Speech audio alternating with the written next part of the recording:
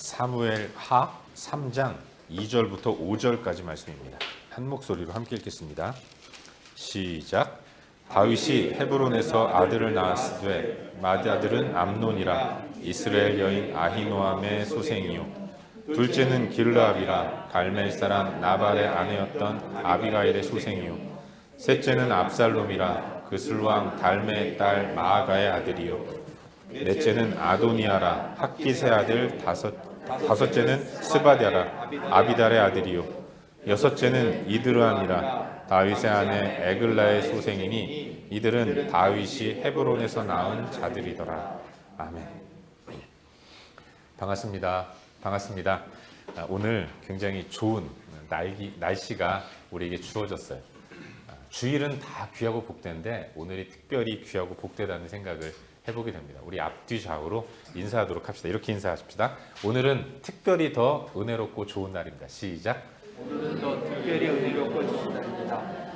오늘은 특별히 더 은혜롭고 좋은 날이라는 생각이 듭니다. 오늘은 또 반주도 특별히 다른 교회에서 애쓰시는 분이 오셔가지고 김선희 집사님이십니다. 성함 말씀드려도 되죠? 처음에 저희 개척할 때 가까운 데 사셔가지고 우리 교회 많이 도와주셨던 그런 분이신데 오늘 반주로 섬겨주시고 있습니다. 김선희 집사님께서 기도도 많이 해주시기를 바라겠습니다. 오늘 방금 읽은 말씀인 사무엘하 3장 2절부터 5절까지의 말씀을 본문으로 내겐 너무 신실하신 하나님, 나에게 너무나도 신실하신 하나님이라는 제목으로 하나님 말씀을 함께 나누도록 하겠습니다. 여러분, 제가 혼자서 가끔씩 하는 생각 가운데 하나가 성경에는 많은 인물들이 나오지 않습니까? 그 많은 인물들을 다 놓고 인기 투표를 하면 누가 영예의 대상을 차지할까 이런 생각을 해보게 돼요. 여러분 어떻습니까? 여러분은 성경 속에 나오는 많은 인물들 가운데 어떤 사람을 제일 좋아하고 사랑하십니까? 근데 사실 가장 많은 사랑을 받는 인물 중에 하나가 다윗이 아닐까 그런 생각을 해보게 돼요.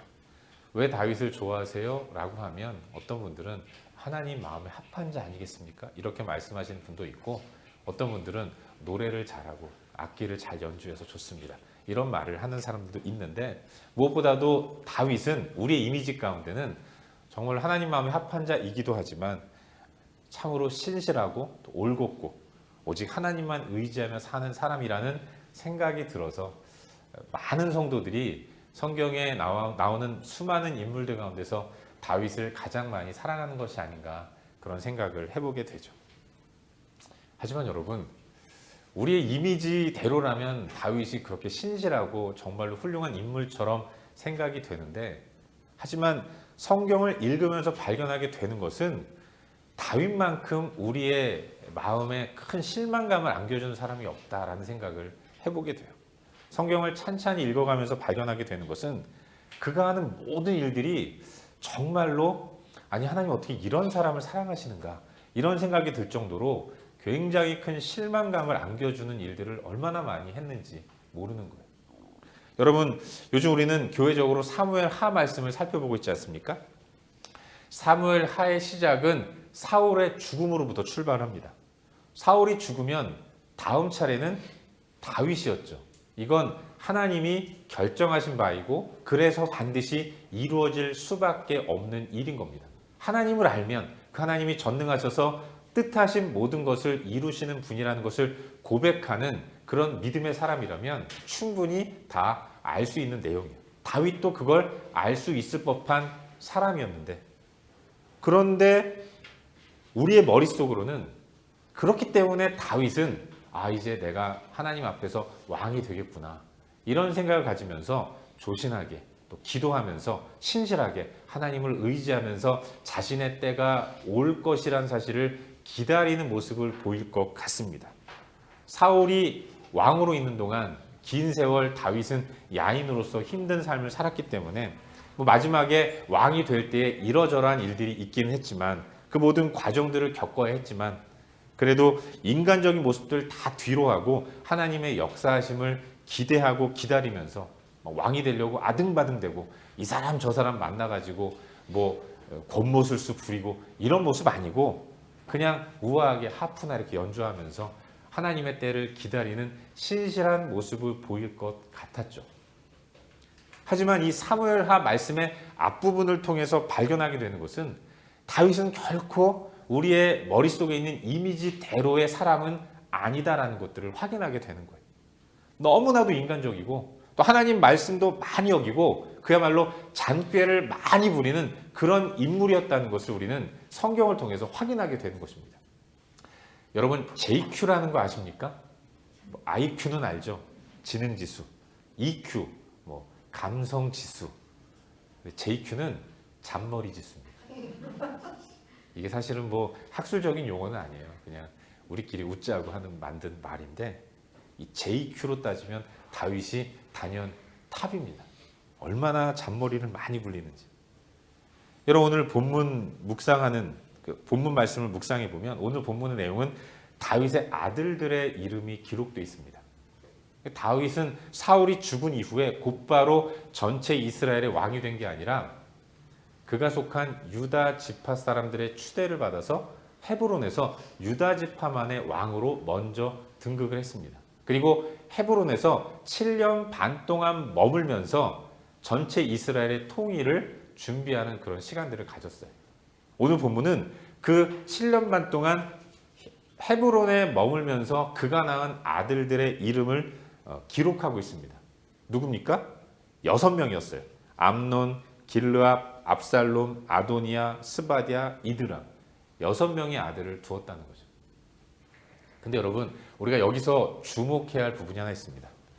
이 6명의 다윗의 아들이 그런데 다 어머니가 달랐다는 거예요. 다 이복 형제들이었다는 겁니다. 암논은 아히노함의 아들이었어요. 길르압은 아비가일의 아들이었습니다. 그 말도 많고 탈도 많은 압살롬은 심지어는 이방인인 그술왕 달메의 딸 마아가가 압살롬의 어머니였던 겁니다. 아도니아는 어머니가 핫깃이고요. 스바디아는 아비달의 아들입니다. 그리고 이드람은 에글라의 소생이다라고 기록하고 있어요. 6명의 아들을 7년 반 동안 두었는데 6명이 다 어머니가 다른 그런 형제들이었다는 겁니다. 그만큼 다윗은 7년 반 동안 6명의 아내를 두고 있었다는 것을 알 수 있는 겁니다. 사실 고대 사회에서 왕 정도 되면 여러 명의 아내를 거느리는 것이 흠도 아니고 또 잘못이라고 말할 수도 없습니다. 우리나라도 조선시대 같은 경우에는 후궁이 막 몇십 명이나 되는 왕들도 많이 있지 않았습니까? 왕이 여러 아내를 데리고 있다는 것은 흠도 아니고 또 잘못도 아니라고 생각이 되지만 문제는 다윗은 이스라엘 백성들의 왕이었다는 겁니다. 그리고 하나님은 아주 오래전에 왕이 갖춰야 할 덕목 가운데 여러 가지 것들을 말씀을 하셨는데 그 중에 하나가 내 백성 이스라엘을 다스릴 왕은 절대로 아내를 많이 거느리지 말아야 한다라고 말씀하셨다는 것입니다. 여러분 우리 성경을 펴셔서 신명기 17장 말씀 한번 보도록 하겠습니다. 신명기 17장 14절부터 17절까지의 말씀을 한번 보도록 하겠습니다. 신명기 17장 14절부터 17절까지 말씀 한번 펴시고 다 함께 읽도록 하겠습니다. 우리 함께 읽겠습니다.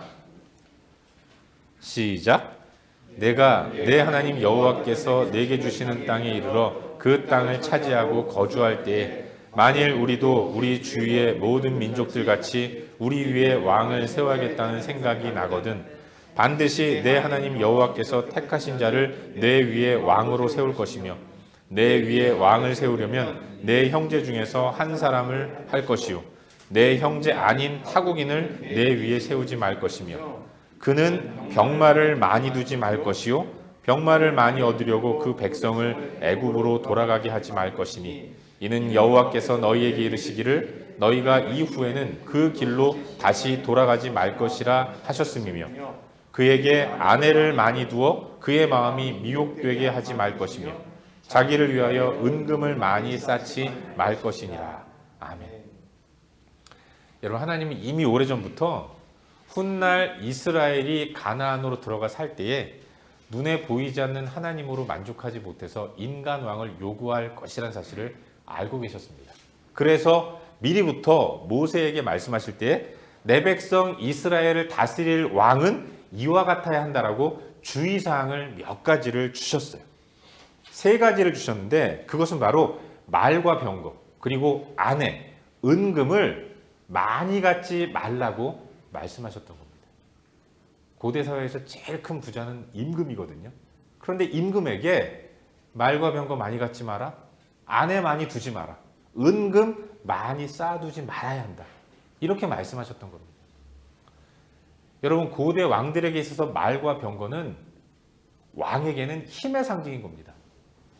자기 힘을 과시하는 수단이 말과 병거였어요. 그래서 말과 병거를 많이 가지고 있다는 것은 그만큼 엄청난 힘을 가지고 있다는 것이고, 그 힘을 가지고 다스리는 백성들 위에 군림하면서 자신의 권위를 만들어 갈 수 있는 수단이었던 거예요. 그런가 하면 아내를 많이 둔다는 것도 다른 게 아니라, 여러분, 고대 왕들은 다 결혼이 정략 결혼 아닙니까? 자신의 정치적인 입지를 다지기 위해서 여러 사람들과 사돈관계를 맺고 아내를 취하는 거예요. 자기 힘을 더 많이 갖고 그 힘을 계속해서 유지하기 위해서 아내를 많이 두었던 겁니다. 은금도 그렇죠. 은금, 돈입니다. 금은 돈이에요. 저희 집에 금이 되게 많았어요, 옛날에.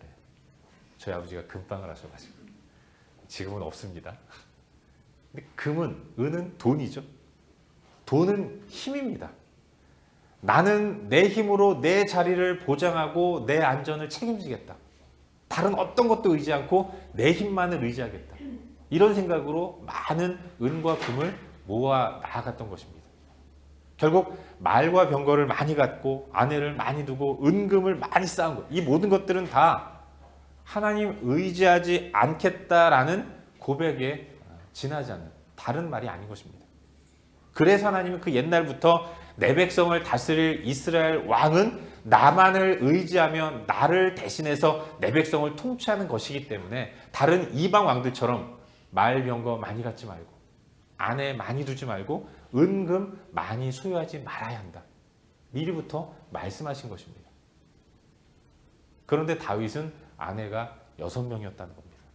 그들을 통해서 각기 다른 이복 자녀들을 얻게 되었다는 것. 그 신실하게 하나님만 의지하는 인물의 대명사처럼 우리가 생각하는 다윗이, 그런데 실상을 들여다보니까 뭐 그렇게 신실한 사람도 아니고 하나님께 순종하는 사람도 아닌 그런 인물이었다는 것을 알고 보니까 지독히도 인간적인 그런 의외의 모습을 가지고 있었다는 것을 성경을 통해서 발견하게 되는 겁니다.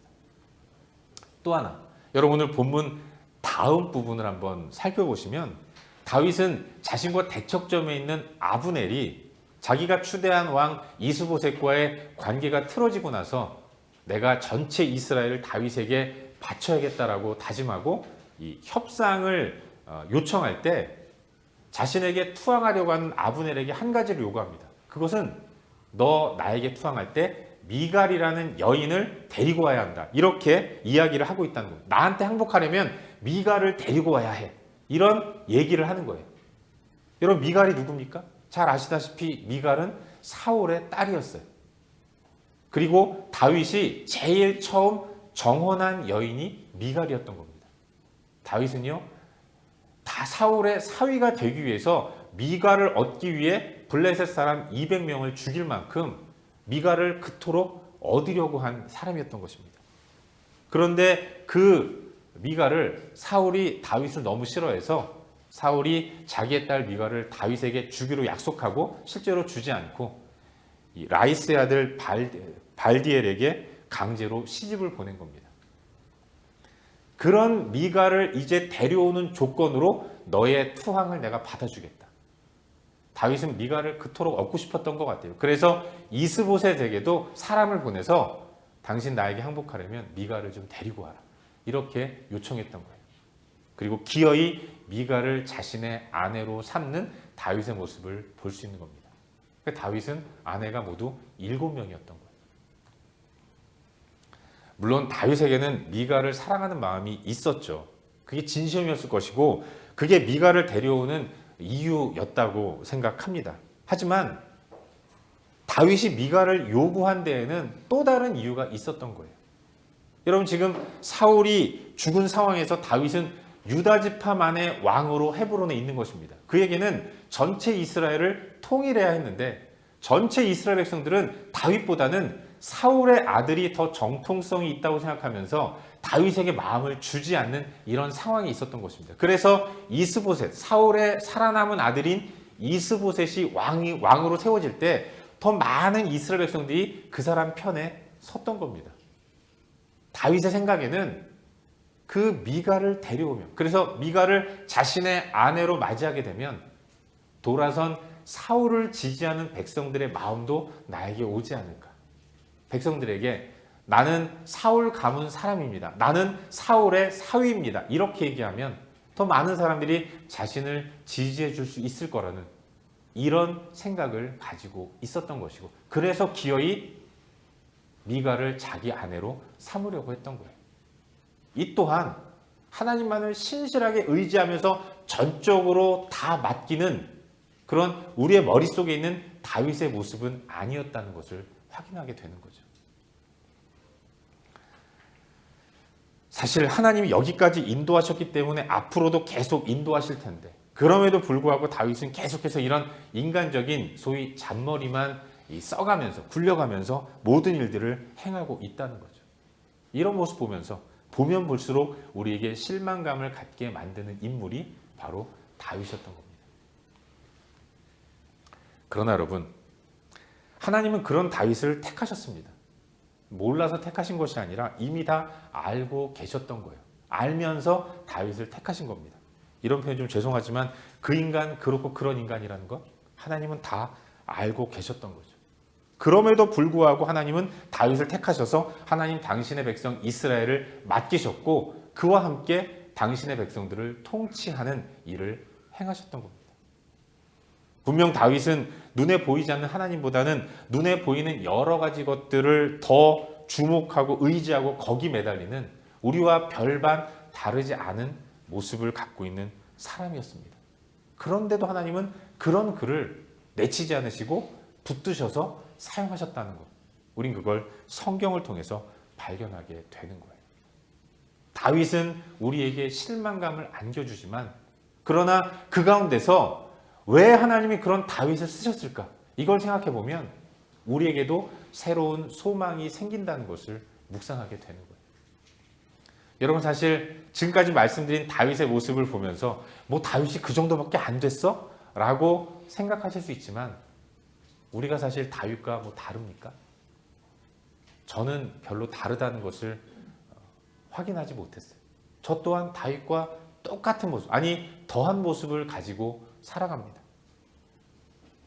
하지만 하나님은 신실하시고 선하신데 선하시고 신실하신 하나님이 신실하지 못하고 선하지 못한 다윗을 그럼에도 붙들고 사용하셨다면 그 하나님이 오늘 나의 하나님이시기 때문에 나 또한 하나님께 쓰임받는 사람이 될 수 있다는 것을 소망하게 되는 거죠.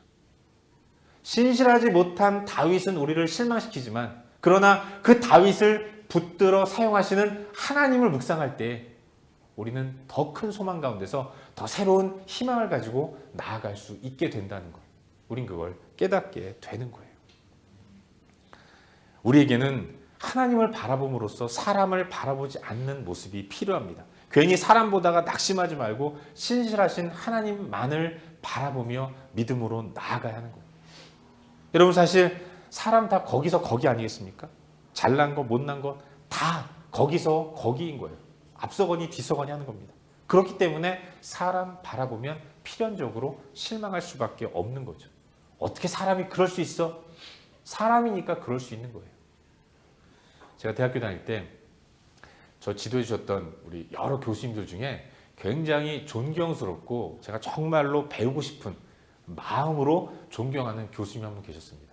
그분은 이 목회라는 목회자이기도 하셨는데 그분이 너무 훌륭해 보이고 너무 존경스러워서 제가 학교 다닐 때 앞으로 진로를 고민하면서 내가 학교를 졸업하고 한 몇 년 그 목사님의 운전기사가 되어서 그 목사님을 따라다니면서 운전하고 다니면서 작은 차 안 공간에서 많은 가르침을 받으면 좋겠다. 이런 생각을 해본 적이 있어요. 어떻게 하다가 운전면허를 땄고 그래서 운전을 하면서 교수님과 함께하면 굉장히 많은 가르침을 받을 수 있겠다라는 생각을 가졌던 적이 있습니다. 그래서 그 생각을 친한 선배에게 이야기를 했더니 그 선배가 그러더라고요. 야, 바라만 봐. 그런 얘기를 하더라고요. 무슨 말이겠습니까? 가까이 가면 실망한다는 거죠. 정말 그렇습니다, 여러분. 아직까지 그 목사님은 살아계시고 그리고 지금까지도 저에게 한 번도 실망스러운 모습을 보여주지 않고 계세요. 하지만 요즘 존경받는 사람들이 한순간에 나락으로 떨어지는 사람들이 얼마나 많이 있습니까? 그런 거 보면서 많은 실망을 하게 되는데 사람이 그런 거예요. 모든 사람이 다 완벽하지 못하기 때문에 사람 바라보면 실망하게 되는 겁니다. 아니 다윗도 그런 사람이었잖아요. 더욱이 살면서 우리는 우리 자신에게 얼마나 많은 실망을 합니까? 나와 똑같은 사람이 내가 존경하는 사람이라는 것을 인정하고 그래서 우리는 결코 사람 바라보지 않는 이런 모습을 가지고 살아가야 하는 거예요. 사랑하는 여러분, 하나님만 바라보며 나아갈 수 있기를 주의 이름으로 축원합니다. 하나님만 바라보아야 소망이 생기는 거예요. 다윗처럼 실망스러운 그 인간도 하나님이 사용하셔서 하나님의 당신의 뜻을 이루도록 역사하시는 것입니다. 무엇보다도 실망스러운 인간 중에 최고봉 바울의 표현처럼 죄인 중에 괴수가 나 아니겠습니까? 내가 하나님이라면 솔직히 한 주간 저의 삶을 돌아볼 때 저의 모습을 보고 번개를 날려도 한 100번은 날려서 저를 혼내실 것 같은데 근데 우리 하나님은 신실하셔서 저를 그렇게 인도하지 않으셨다는 겁니다. 인자와 사랑으로 품으시고 넘어지면 다시 일으키셔서 기어이 하나님 당신의 일들을 이루시도록 우리를 이끌어 가시는 분. 여러분 그분이 우리가 믿고 우리가 사랑하는 우리의 하나님이신 거예요. 그 하나님만 바라보아야 하는 것입니다. 사람 바라보면 우리는 실망할 수밖에 없어요. 바라기는 신실하신 하나님을 의지함으로 나아가는 우리 모두가 될 수 있기를 주의 이름으로 축원합니다. 성경을 통해서 발견하게 되는 것은 실망시키는 인간입니다. 하지만 하나님은 우리로 하여금 실망하라고 성경의 여러 인물들의 이 부족하고 연약하고 그런 실망스러운 모습을 기록해 놓으신 것이 아니에요. 그런 자도 내가 붙들어서 나의 뜻을 이룬다. 그러니 나만을 붙들고 나만을 바라보는 가운데 소망을 가지고 살아라. 내가 너를 기어이 신실하게 인도해서 나의 뜻을 이루어갈 것이다. 하나님은 그 약속을 주시기 위해서 우리에게 성경을 주신 것입니다. 우리는 성경을 통해서 하나님만을 바라보는 믿음의 삶을 살아야 하는 거예요. 바라기는 이번 한 주간도 나는 부족하지만 부족한 나를 신실하게 인도하시는 내겐 너무나도 신실하신 그 하나님을 온전히 붙들고 그 주님과 동행하는 가운데 신실하신 하나님과 함께하는 풍성함을 누리는 저와 여러분 우리 모두가 될 수 있기를 주의 이름으로 축원합니다. 기도하겠습니다. 함께 기도할 때에 주신 말씀 붙들고 기도하기를 원합니다. 이 시간 기도할 때에 말씀을 기억하며 기도하기를 바라요. 사랑하는 여러분, 우리는 어떤 사람들입니까? 우리는 연약한 사람들이에요. 우리는 많은 사람들을 실망시키는 사람입니다. 우리는요, 나도 실망시키는 사람이에요. 그럼 우리에게 어떤 소망이 있겠습니까? 사람이 어떻게 그래? 교회가 어떻게 그래? 교회니까 그런 거예요. 사람이니까 그런 겁니다. 그러나 여러분, 이 연약하기 이를 데 없는 우리를 하나님은 사랑하셨습니다. 택하셨어요. 그리고 자녀 삼으시고 신실하심을 베풀어 주시는 분이십니다. 그래서 우리의 시선은 항상 하나님께 고정되어야 한다고 믿어요. 우리 시간 기도할 때 하나님, 내가 신실하신 하나님만을 붙들고 의지하며 나아갈 수 있도록 인도하여 주옵소서. 사람 바라보며 낭망하고 실망하지 않게 하시고 오직 하나님만을 의지하고 바라보며 믿음으로 나아갈 수 있도록 은혜를 베풀어 주옵소서. 이 시간 함께 말씀을 기억하면서 하나님만 온전히 붙들고 의지하는 삶을 살 수 있도록 도와달라고 한 목소리로 함께 기도하며 나아가겠습니다. 함께 기도합시다. 존귀하신 아버지 하나님, 하나님만을 의지하는 믿음을 허락하여 주옵소서. 오직 하나님만 바라보며 믿음으로 나아갈 수 있도록 인도하시옵소서. 좋으신 하나님을 온전히 붙들고 의지하며 믿음으로 달려갈 수 있도록 도와주옵소서. 사람을 바라보면서 낭망하고 실망하는 것이 아니라 오직 살아계신 하나님만을 굳게 붙들고 믿음으로 달려가는 주의 백성들 될 수 있도록 하나님 은혜를 베풀어 주옵소서. 제 삶 가운데 은혜를 베풀어 주옵고 아버지 하나님, 하나님께만 소망을 둘 수 있도록 인도하시옵소서. 아버지 하나님, 늘 일이 일비하지 않을 수 있도록 인도하시옵소서. 하나님만 온전히 의지하며 믿음으로 달려갈 수 있도록 주님 은혜를 베풀어 주옵소서. 좋으신 하나님의 그 능력을 기대하고 바라보면서 오직 하나님만 굳게 붙들고 믿음으로 달려가는 주의 백성 될 수 있도록 하나님 저를 붙들어 주시고 인도하여 주시옵소서. 은혜를 베풀어 이번 한 주간도 하나님만 의지하고 바라보고 믿음으로 나아갈 수 있도록 주님 인도하여 주시옵소서. 은혜를 베풀어 주옵소서.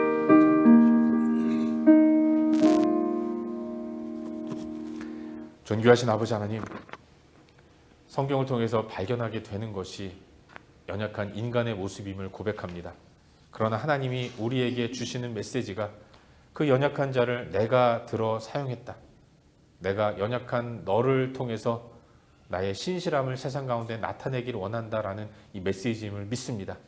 하나님을 온전히 붙들고 의지하며 사람 바라보지 않고 하나님만 바라보며 믿음으로 이 땅의 삶을 살아가는 거룩한 주의 백성들 될 수 있도록 은혜를 베풀어 주시옵소서. 감사드리고 예수님의 이름으로 기도하옵나이다. 아멘.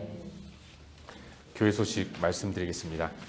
오늘 9월 25일 9월의 마지막 주일인데 또 일부 예배를 하나님 앞에 올려드리고 있습니다.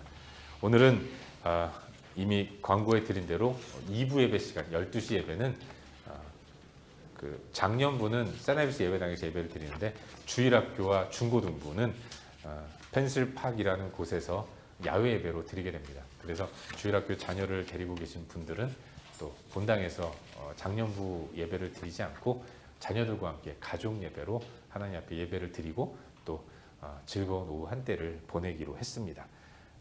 여러분 참여하시지 못하시는 분들도 좀 많이 기도해 주시고 또 이번 기회에 우리 주일학교를 위해서 자녀들을 위해서 많은 기도를 부탁드리겠습니다.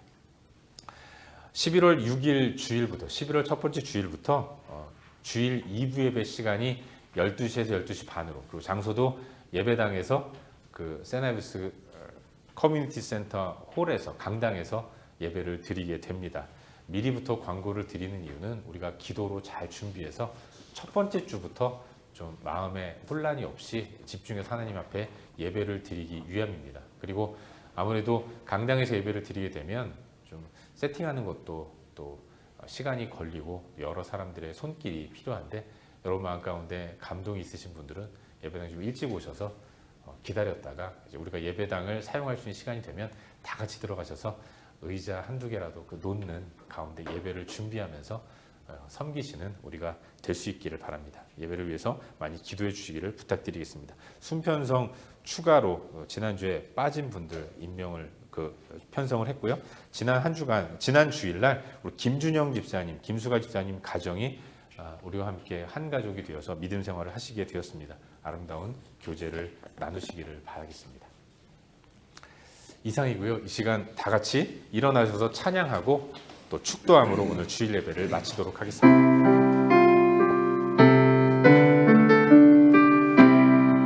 내 눈 주의 영광을 보내 주의 영광을 보내 우리 가운데 계신 주님 그 빛난 영광 온 하늘 덮고 그 찬양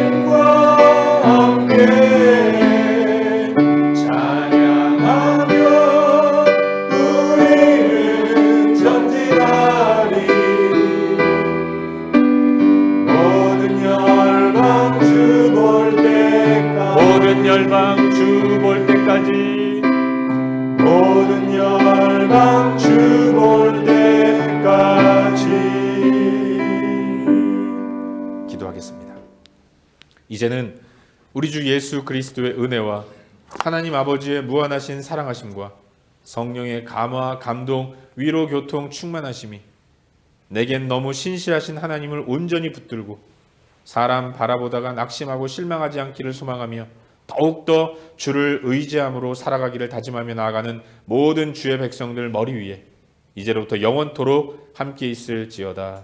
아멘.